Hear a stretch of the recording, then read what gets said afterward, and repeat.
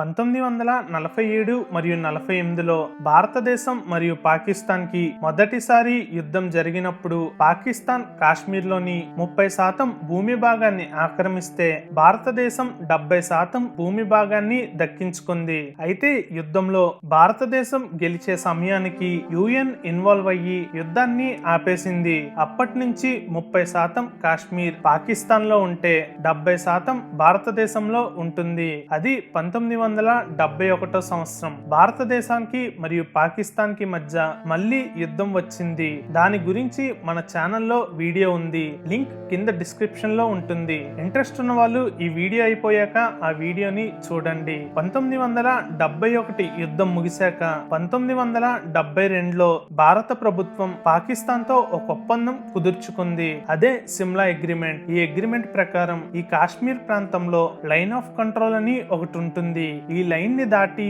పాకిస్తాన్ ఆక్రమించిన కాశ్మీర్ లోకి భారతదేశం వాళ్ళు వెళ్ళకూడదు. అలానే భారతదేశంలోకి ఈ లైన్ ని క్రాస్ చేసి పాకిస్తాన్ వాళ్ళు కూడా రాకూడదు. అది 1998 మరియు 99 సంవత్సరం. అప్పటి భారతదేశానికి ప్రధానిగా అటల్ బిహారీ వాజ్పేయి గారు ఎంపికయ్యారు. వాజ్పేయి గారు పాకిస్తాన్ తో శత్రుత్వం తగ్గించుకుందామని అనుకున్నారు. అది ఫిబ్రవరి 1999 సంవత్సరం. వాజ్పేయి గారు పాకిస్తాన్ కి వెళ్లారు. ఇది కొంతమంది పాకిస్తాన్ ఆర్మీకి మరియు సామాన్య ప్రజలకి నచ్చలేదు. Pakistan chief of army staff గా ఉన్న Parvez Musharraf, general Ehsanul Haq, general Aziz Khan, general Mohammed Ahmed ఈ నలుగురు కలిసి ఒక ప్లాన్ వేశారు. జమ్మూ అండ్ కాశ్మీర్ లో కార్గిల్ అనే ఒక జిల్లా ఉంటుంది. ఈ జిల్లాకి ఒక సైడ్ ఉన్న బోర్డర్ ఎల్ఓసి కి దగ్గరగా ఉంటుంది. ఇక్కడ చలికాలంలో చలి చాలా విపరీతంగా ఉంటది. అప్పట్లో చలికాలంలో అటు పాకిస్తాన్ ఆర్మీ కానీ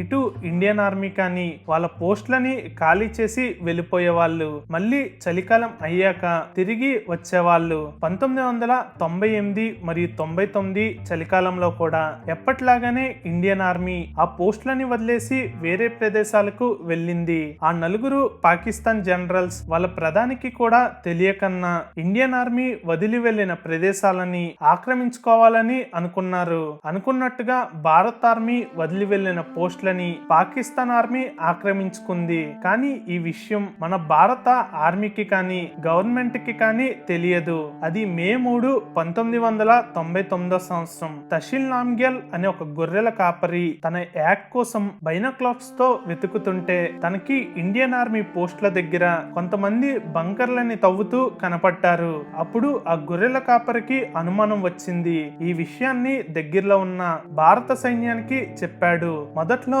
భారత సైన్యం ఉగ్రవాదులు వచ్చారేమో అని అనుకున్నారు. కెప్టెన్ సౌరభ్ కాలియా మరియు ఇంకో 5 మంది జవాన్లు కలిసి కార్గిల్ పోస్టుల వైపు వెళ్లారు. అయితే పాకిస్తాన్ ఆర్మీ ఈ 6గురిని బంధించి టార్చర్ చేసి అతి కిరాతంగా చంపేశారు. దానితో స్వతంత్రం వచ్చిన 50 ఏళ్లలో పాకిస్తాన్ మరియు భారతదేశం మధ్య 4వసారి యుద్ధం జరిగింది. మొదటిగా Indian air force operation Safed Sagar ని లాంచ్ చేసింది. ఈ ఆపరేషన్ లో భాగంగా ఐఏఎఫ్ ఎల్ఓసి ని క్రాస్ చేసి పాకిస్తాన్ పోస్టుల మీద అటాక్ చేయాలని అనుకున్నారు. కానీ అప్పటి భారత ప్రధానిగా ఉన్న వాజ్పేయి గారు దానికి పర్మిషన్ ఇవ్వలేదు. వాజ్పేయి గారు ప్రపంచానికి ఈ యుద్ధాన్ని పాకిస్తానే మొదలు పెట్టిందని నిరూపించడానికి ఐఏఎఫ్ కి బార్డర్ దాటడానికి పర్మిషన్ ఇవ్వలేదు. అలానే పాకిస్తాన్ ఆక్రమించుకున్న ప్రదేశాలు పెద్ద పెద్ద శిఖరాలలో ఉండడంతో ఐఏఎఫ్ కి యుద్ధం చేయడానికి కష్టంగా మారింది. అలానే ఆ కొండ ప్రాంతాల ఒక శాటిలైట్ ఫొటోస్ ఇవ్వాలని భారత్ అమెరికాని కోరింది. కానీ అమెరికా దానికి నిరాకరించింది. దానితో సైనికులు కొండలు ఎక్కుతూ యుద్ధం చేయవలసి వచ్చింది. ఈ కార్గిల్ లో టొలోలింగ్ అనే ఒక కొండ ఉంటుంది. ఈ టొలోలింగ్ అనే ప్రాంతం నుంచి శ్రీనగర్ మరియు లేని కనెక్ట్ చేసే నేషనల్ హైవే 1 క్లియర్ గా కనిపిస్తుంది. పాకిస్తాన్ ఏమనుకుందంటే ఈ నేషనల్ హైవేని కానీ ధ్వంసం చేస్తే ఇండియన్ ఆర్మీ యుద్ధ ఆయుధాలని ట్రాన్స్పోర్ట్ చేయడం కుదరదు కనుక పాకిస్తాన్ చెప్పినట్టు వింటుందని పాకిస్తాన్ ఆర్మీ అనుకుంది. భారత్ ఆపరేషన్ ని మొదలు పెట్టింది. ఈ టొలోలింగ్ పాయింట్ బేస్ నుంచి 16,000 అడుగుల ఎత్తులో ఉంటుంది. ఈ 16,000 అడుగుల ఎత్తు కొండని భారత సైన్యం కాళ్లతోనే ఎక్కాలి. అది కూడా పెద్ద పెద్ద ఆయుధాలని మోసుకుంటూ. అంతేకాదు పాకిస్తాన్ ఆర్మీ కొండపైన ఉండడం వలన వాళ్ళకి భారత సైన్యం పైన దాడి చేయడం చాలా సులువుగా మారిపోయింది. ఇంకోవైపు పెద్ద పెద్ద ఆయుధాలు ఉండడం వలన ఆర్మీకి ఫుడ్ ని తీసుకొని వెళ్ళడం కష్టంగా ఉండేది. కెప్టెన్ అజిత్ సింగ్ ఈ టొలోలింగ్ ని ఛేదించడానికి 3 రోజులు ఆహారం లేక కేవలం స్మోకింగ్ చేస్తూనే బ్రతికారు.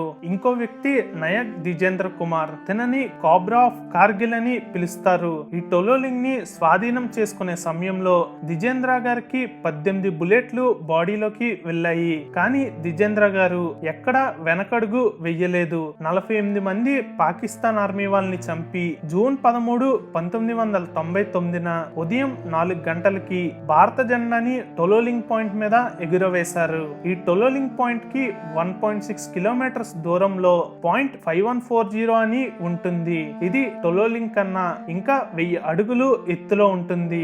బ్రావో మరియు డెల్టా టీంలకి ఈ .514 ని క్యాప్చర్ చేసుకోమని చెప్పారు. కెప్టెన్ విక్రమ్ బత్రా గారు తన టీమ్ తో .514 ని క్యాప్చర్ చేసుకున్నారు. మీరు శేర్షా సినిమా చూసే ఉంటారు కదా, అది కెప్టెన్ విక్రమ్ బత్రా గారి లైఫ్ నుంచి ఇన్స్పైర్ అయ్యి తీసిన సినిమా. ఇంకో చివరి ఇంపార్టెంట్ ప్లేస్ టైగర్ హిల్. ఈ టైగర్ హిల్ ని కానీ మనం తిరిగి స్వాధీనం చేసుకోగలిగితే మనం యుద్ధం గెలిచినట్టే. కానీ ఇక్కడ ఒక సమస్య ఉంది. టైగర్ హిల్ కి ఒకవైపు 1000 అడుగులు నడవడానికి ఉండదు. కేవలం తాడులతోనే కొండ మీదకి ప్రయాణించాలి. ఇండియన్ ఆర్మీ ఏమనుకుందంటే ఈ మార్గంలో మనం వస్తామని శత్రువు ఊహించడు కనుక ఈ మార్గం నుంచే తాడులు కట్టుకొని పైకి ఎక్కుదామని నిర్ణయించుకున్నారు. 1999 జూలై 3 మరియు 4 రోజు రాత్రి 22 మంది సైనికులు ఆపరేషన్ ని మొదలు పెట్టారు. అయితే సగం దూరం చేరుకున్నాక భారత్ ఆర్మీని పాకిస్తాన్ ఆర్మీ కనిపెట్టేసింది. పాకిస్తాన్ కాల్పులు మొదలుపెట్టింది. భారత సైనికులు మరణిస్తున్నారు. కానీ 19 ఏళ్ల యోగేంద్ర సింగ్ అనే సైనికుడు మాత్రం ఫైరింగ్ ని పట్టించుకోకుండా కొండ ఎక్కుతూనే ఉన్నాడు. 1000 మీటర్లలో 940 మీటర్లను చేరుకోగానే 3 బుల్లెట్లు వచ్చి యోగేంద్ర సింగ్ ఒక షోల్డర్ అండ్ ఆర్మ్స్ కి తగిలాయి. కానీ యోగేంద్ర మాత్రం ఆ 1000 అడుగులు ఎక్కి 4 పాకిస్తాన్ సైనికుల్ని ఓడించాడు. ఆ 19 ఏళ్ల కుర్రాడిని చూసి మిగిలిన వాళ్ళలో ఉత్సాహం పెరిగి 4 నుంచి 5 రోజులలో టైగర్ హిల్ ని తిరిగి స్వాధీనం చేసుకున్నారు. ఆ యుద్ధంలో యోగేంద్రకి మొత్తం 15 బుల్లెట్ల వరకు తగిలాయి. టైగర్ హిల్ తో పాటు భారత్ ఆర్మీ .4875 ని స్వాధీనం చేసుకోవడానికి ఆపరేషన్ ని మొదలు పెట్టింది.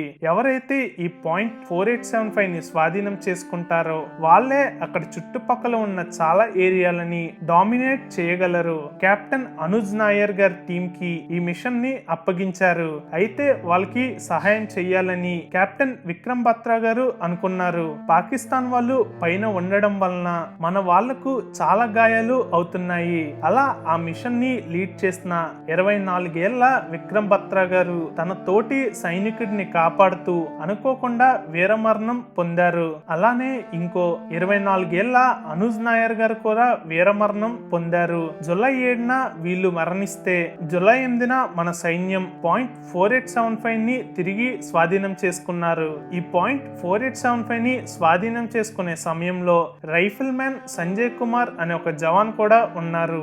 వీళ్ళు కొండ మీదకి వెళ్తుంటే పాకిస్తాన్ వాళ్ళు మిషన్ గన్ తో ఫైరింగ్ మొదలు పెట్టారు. అప్పుడు అందరు జవాన్స్ ఆగితే సంజయ్ కుమార్ గారు మాత్రం ముందుకి కదులుతూనే ఉన్నారు. శత్రువులని చేరుకునే సమయంలో చెస్ట్ దగ్గర మరియు ఆర్మ్ దగ్గర తనకి బుల్లెట్స్ తగిలాయి. రక్తంతో తన యూనిఫామ్ తడిసిపోయింది. ఆ నొప్పితోనే పాకుకుంటూ పాకిస్తాన్ బంకర్ల దగ్గరికి వెళ్లి 3 పాకిస్తాన్ సైనికుల్ని చంపేశారు. వాళ్ళ దగ్గర ఉన్న మిషన్ గన్ ని తీసుకొని వాళ్ళ మీదనే ఫైరింగ్ మొదలు పెట్టారు. ఈ .4875 ని స్వాధీనం చేసుకోవడంతో యుద్ధం చివరి దశకు చేరుకుంది. జూలై 11, 1999న పాకిస్తాన్ సైన్యం వెనక్కి పారిపోవడం మొదలు పెట్టింది. జూలై 14, 1999న వాజ్పేయి గారు ఆపరేషన్ విజయ్ సక్సెస్ అయ్యిందని అనౌన్స్ చేశారు. జూలై 26, 1999న భారత సైన్యం అఫీషియల్ గా ఒక్క పాకిస్తాన్ వాళ్ళు కూడా మన భూమి భాగంలో లేరు అని అనౌన్స్ చేశారు. అందుకనే జూలై 26ని కార్గిల్ దివస్ గా జరుపుకుంటాం. ఈ కార్గిల్ యుద్ధంలో 527 మంది భారత సైనికులు వీరమరణం పొందారు. 1300 మంది సైనికులకు పైగా గాయాలు అయ్యాయి. ఇంకోవైపు మరణించిన పాకిస్తాన్ సైనికుల బాడీస్ ని తిరిగి తీసుకోవడానికి పాకిస్తాన్ గవర్నమెంట్ నిరాకరించింది. దానితో భారత సైనికులు వాళ్ళకి అంత్యక్రియలు చేశారు. దీనితో కార్గిల్ యుద్ధం ముగిసింది. That's all for today guys. Video గా నచ్చితే లైక్ చేసి షేర్ చేయండి. ఛానల్ ఒక కంటెంట్ నచ్చితేనే ఛానల్ ని సబ్స్క్రైబ్ చేసుకోండి.